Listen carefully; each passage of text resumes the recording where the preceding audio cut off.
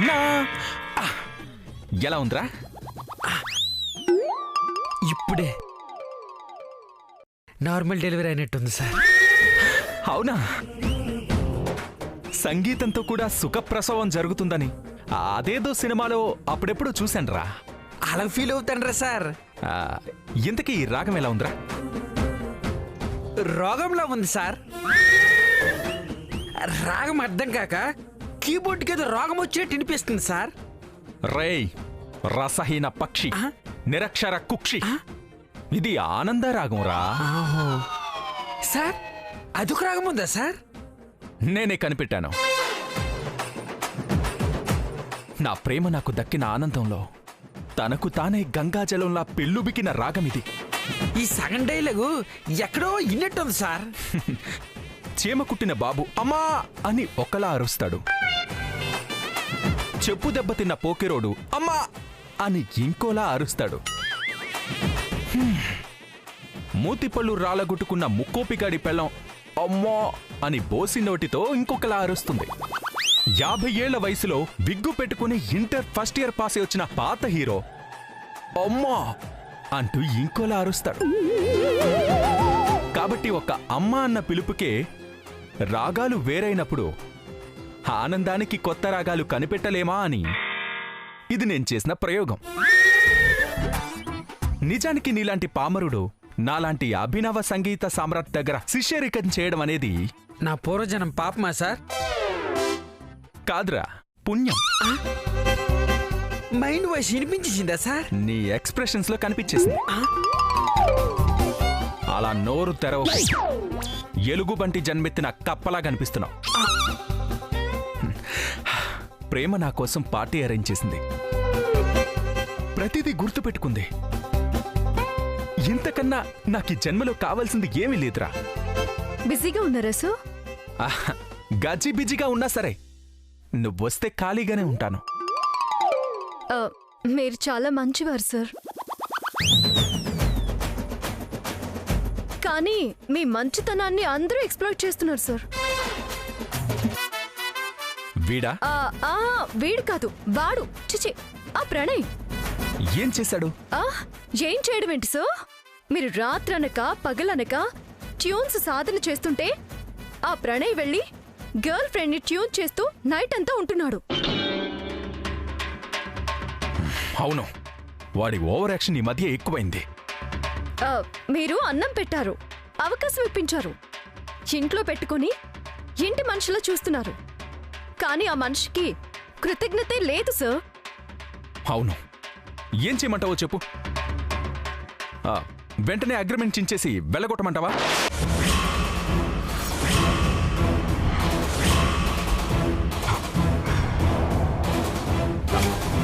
చెప్పు, వెళ్ళగొట్టమంటే వెళ్ళగొట్టేస్తాను.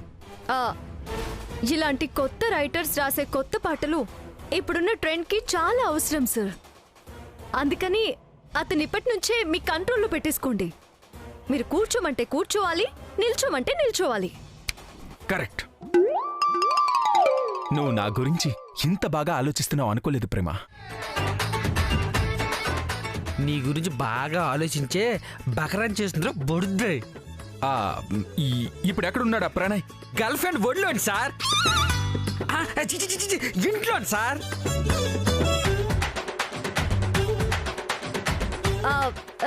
అదే 10 నిమిషాల్లో ఇక్కడ ఉండకపోతే మర్యాదగా ఉండదని చెప్పండి సో.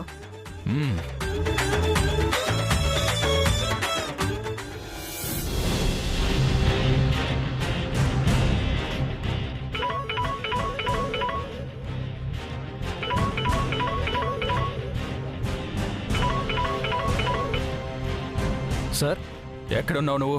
స్నేహ ఇంట్లో సార్. బుద్ధుందా నీకు? సిగ్గు శరం తెలివి ఇవేమన్నా ఉన్నాయా నీకు? నా అసిస్టెంట్ గా పనిచేస్తూ నీ గర్ల్ ఫ్రెండ్ కి అసిస్టెంట్ గా పరిగెడతావేంటి?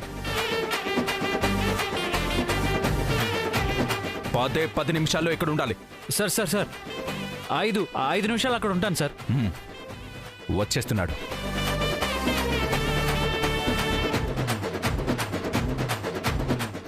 Bye bye.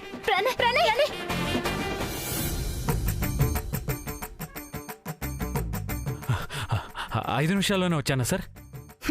5 నిమిషాలు అయ్యాక 5 నిమిషాలకు వచ్చావు. నా ఫోన్లో 5 నిమిషాలు అయింది సార్. నీ బ్రెయిన్ లాగే ఆ ఫోన్ కూడా పనిచేయడం లేదు. నా బ్రెయిన్ బాగా షార్ప్ అండి. ఎంత షార్పో నేను టెస్ట్ చేస్తానుగా. ఒక్క నిమిషం సార్.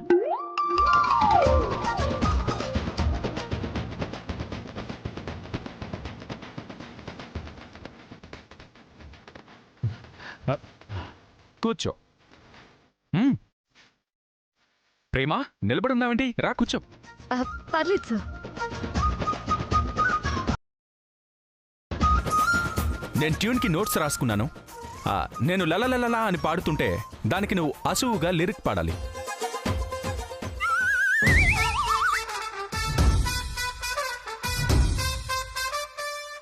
మీరు కాదు సార్, నేను ట్యూన్ వినిపిస్తాను, దమ్ముంటే ఇతన్ని పాడమనండి.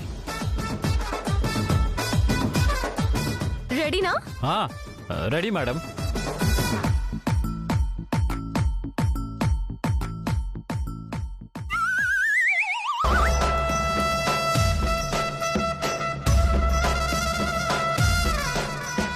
ఇదేంటి సార్, ఇదేదో ఆకలి రాజ్యం ట్యూన్లా ఉంది.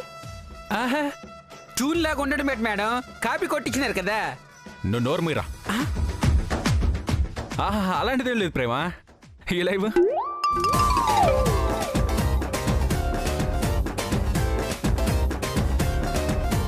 ఆకలి రాజ్యం ట్యూన్ ఏంటో చదువు ప్రేమ.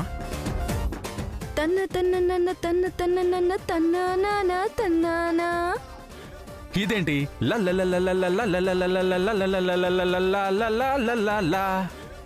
ఇది వేరు, అది వేరు. ఇది నాది, అది ఆకలి రాజ్యం సినిమాది. అక్షరాలు మార్చేసి ట్యూన్ మార్చేసానంతవరకు జిరాఫీ. సరే, అదో ఇదో. నేను ఒక ట్యూన్ ఇస్తాను, నువ్వు లిరిక్స్ పాడు. రెడీయా? నేను ఎప్పుడో రెడీ మేడం. ఒక్క నిమిషం సార్.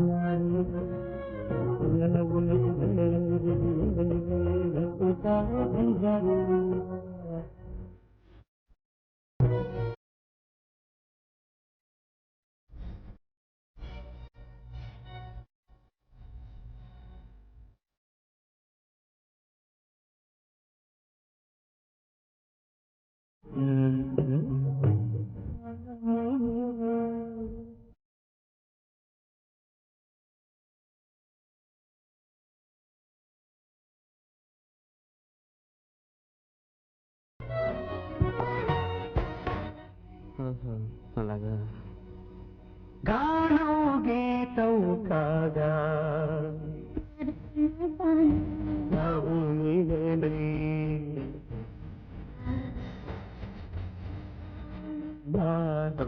కవితవై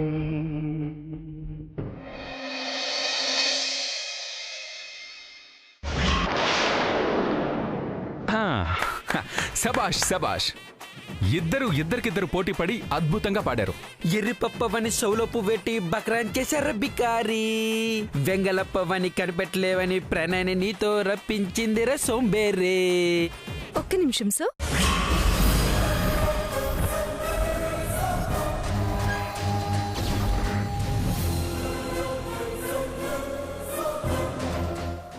విన్నావా? సారీ, కళ్ళారా చూసావా?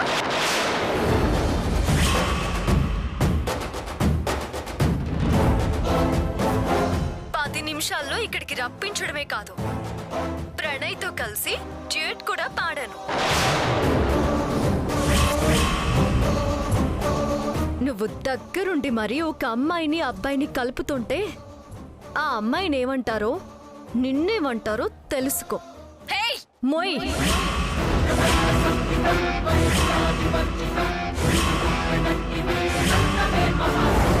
15 రోజుల్లో ప్రణయ్ని మీ గ్రిప్లో నుంచి బయటపడేసి బంగారాన్ని కూడా నా దగ్గరికి రప్పించుకుంటాను. చూస్తూ ఉండు. బాయ్.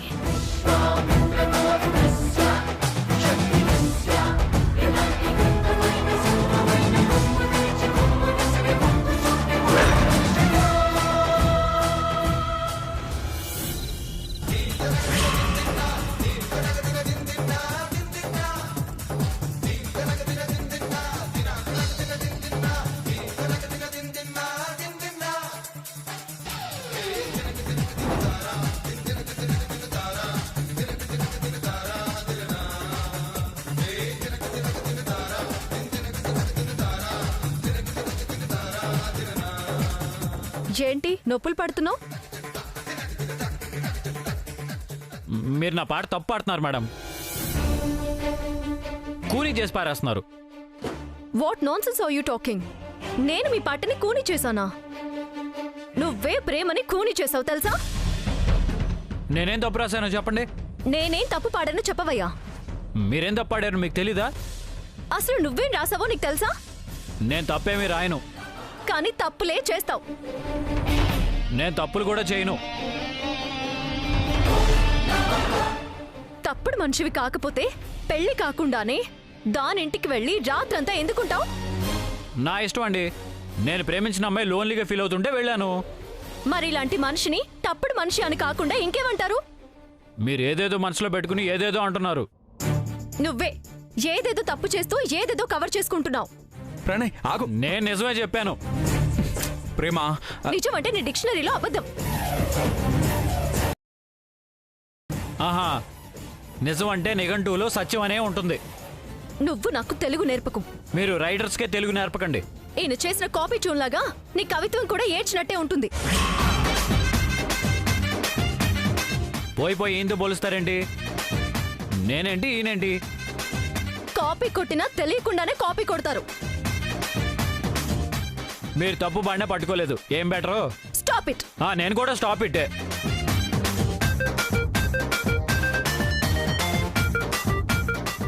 Stop it.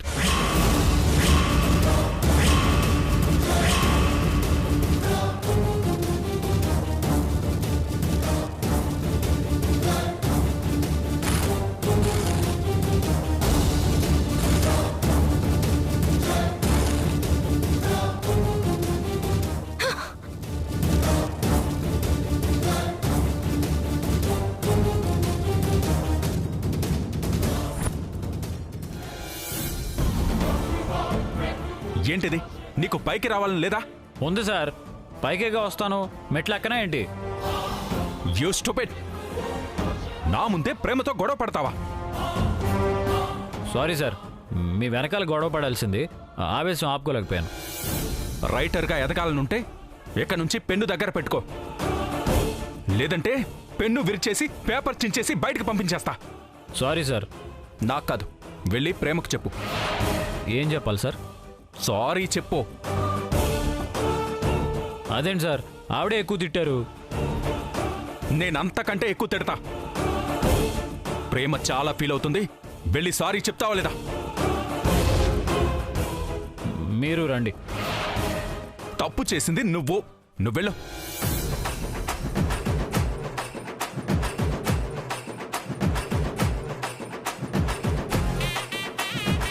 చూసావా, నా మాట ఎంత బుద్ధిగా ఉన్నాడో అలా కంట్రోల్లో పెట్టాలి. వీడికంటే బుర్ర లేదు కాబట్టి అర్థం కాలేదు. నాకు బుర్ర ఉంది కదా. అయినా ప్రేమ మేడం ఏంటి ముగుడు మీద ఎగిరిపడే పెళ్ళంలాగా అంత గట్టి ఎగిరిపడినారు? వీళ్ళిద్దరి మధ్య ఎలాంటి రిలేషన్ ఉందబ్బా? రేయ్, ఆ సీసీ కెమెరా ఫుటేజ్ చూడాలి. వెళ్ళి ల్యాప్టాప్ తీసుకురా. అలాగే సార్.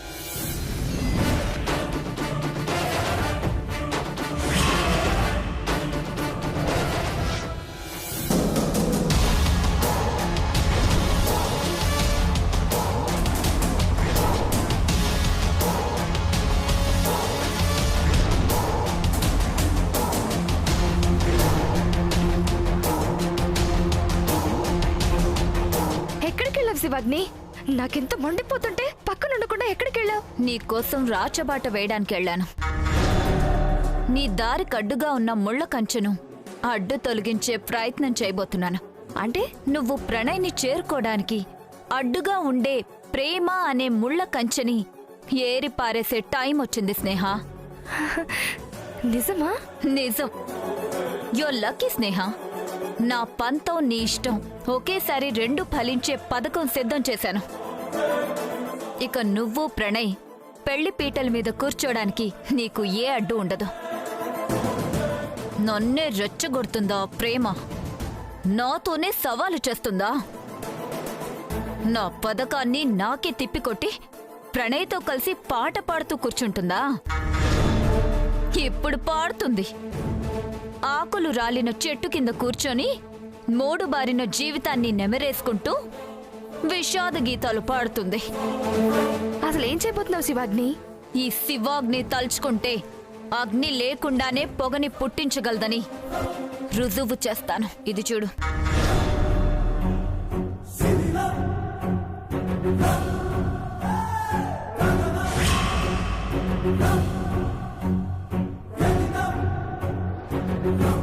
వీటిని అడ్డం పెట్టుకొని ఏం చేయబోతున్నానో తెలుసా? ఈ ఫోటోల ఆధారంగా ప్రేమ బతుకుని ఎలా బజారుకి ఈడుస్తానో తెలుసా? ఎలా?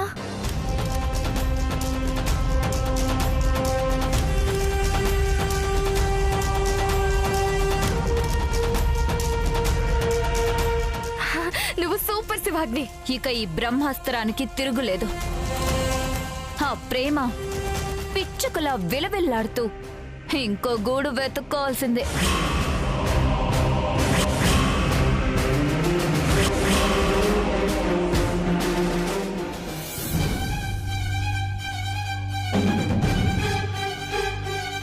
పెళ్లి కాకుండానే దానింటికి వెళ్ళి రాత్రంతా ఎందుకుంటావు? నా ఇష్టం అండి. నేను ప్రేమించిన అమ్మాయి లోన్లీగా ఫీల్ అవుతుంటే వెళ్ళాను. ప్రణయ్ పెంచే ఫ్రస్ట్రేషన్ వల్ల కళైరాజు సార్ని మధ్యలోకి లాగాల్సి వస్తుంది. ఇప్పుడు నా కుటుంబం ఇంత పెద్దింట్లో ప్రశాంతంగా వేళ్లకింత తింటూ కంటి నిండా నిద్రపోతున్నారంటే ఆయనే కారణం. ఇక నుంచి ఎంత ఆవేశంలో ఉన్నా నోరు జారకూడదు.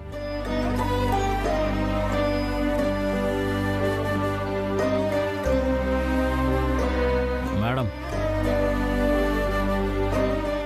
Sorry madam. ఇప్పుడెందుకు సారీ చెప్తున్నావు? సారీ చెప్పమన్నారు. ఏంటి? నువ్వు ఫీల్ అయి చెప్పడం లేదా? నేనేం తప్పు రాయలేదు. నేను తప్పు పాడలేదు. మళ్ళీ మీరు మొదటికి వచ్చారుగా. మీరు మళ్ళీ బయటకు వచ్చారుగా.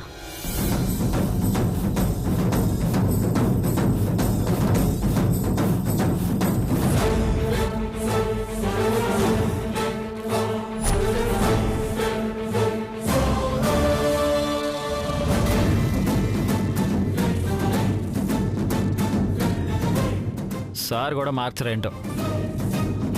మధ్యలో మీరు సార్ నేదో అన్నారేంటి? ఫ్లోలో నోరు జారాను. ఆ మీరు మాత్రం అనలేదా? నేను ఆవేశంలో నోరు జారాను. సరే, ఆ పదం నేను రాసిందే, పాడుకోండి. మళ్ళీ అదే మాట. అదేమైనా శిలాశాసనమా? మారిస్తే ఇంత రభస చేస్తున్నారు. అయితే ఇప్పుడు ఏమంటారు? చూడండి, ఆ చెట్లు చూడండి. ఋతువు మారితే ఆకులు రాలుతాయి, ఆ ఋతువు మారితే చిగుర్లు వేస్తాయి. సీజన్ని బట్టి ప్రకృతి మారుతుంది, కానీ ప్రకృతి ధర్మం మారదు.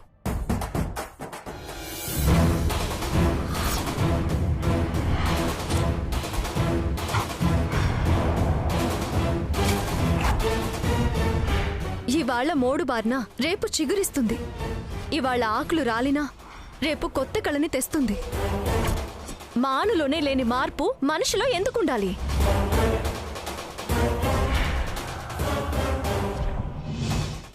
ప్రకృతిలో లేని మార్పు మనిషి మనసులో ఎందుకుండాలి? ఇది కాలధర్మం కాదు, నాలాంటి వాళ్ళు చేసుకునే కర్మం. మీరు కూడా కవిలాగే చెప్పారే.